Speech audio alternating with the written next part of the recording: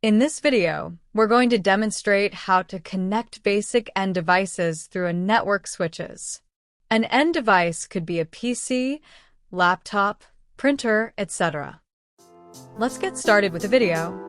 This is the Cisco Packet Tracer application. Here we have the menu bar.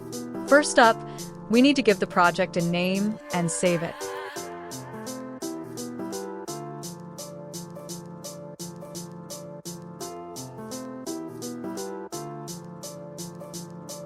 If you look up, you'll see the Component tab. From there, you can access the network device, and devices, components, connections, miscellaneous items, and multi-user connections. In a network device, you can find options such as routers, switches, hubs, wireless devices, security features, and WAN emulation. First, we need to add end devices, which include home, smart city, industry, and power grid. We can choose from options like PC, laptop, server, Meraki server, network controller, printer PT, VoIP, phone, TV, tablet, and more. Now, pull the PC over to the workboard because we're about to demonstrate the connection between two devices. We've got two PCs, and I've also included one laptop since we're doing a multi-device connection. I'll show you how the packets get transferred.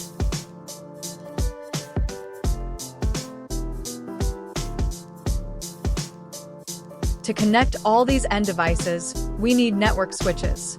Head over to the Device Selection tab, click on the network device, and then choose Switches. From there, select the basic switch, which is the 2960 switch, and drag it onto the workboard.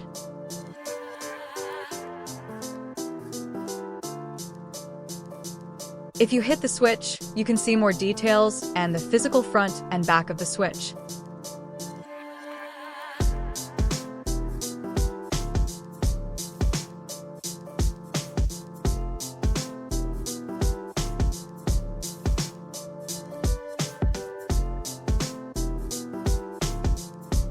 Click on the PC 0, then click on the desktop. You will get the option of IP configuration. In IP configuration, you need to give the IP address to the PC. There will be two options. One is DHCP, and second one is static IP. As we are manual configuring the IP address, we need select the static and give the IP address to the PC. Same we have to do with both end device. Assign a name to the device, just like I assign an IP address name to the PC. You can choose any name for the PC. Ensure that the IP address is within the same range. For instance, if you're setting 192.168.0.1 for PC 0, then the other device must also have an IP in that same range, like 192.168.0.2. For proper communication, all devices need to be on the same network.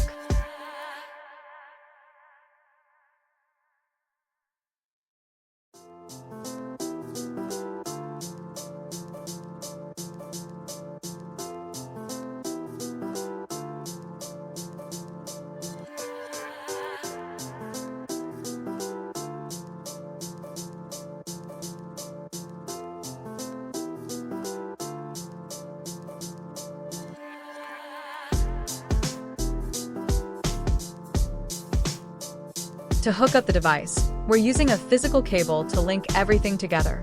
Nowadays, we can also go for a wireless connection like Wi-Fi.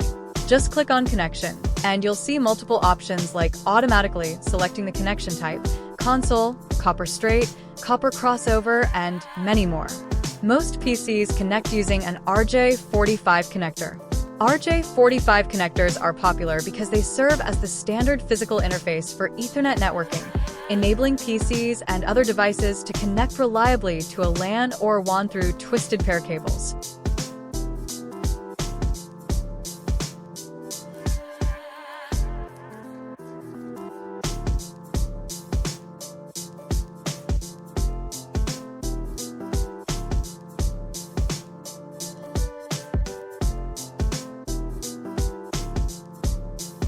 After you connect all the devices, you'll notice the green symbol appearing, indicating that the connection has been established on the device's end.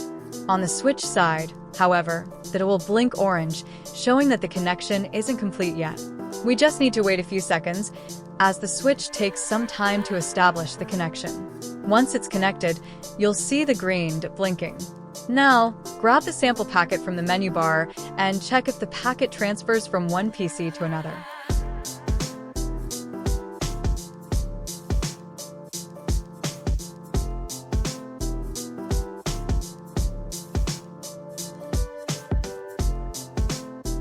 Right now, we can see the packet transfer happening in real time.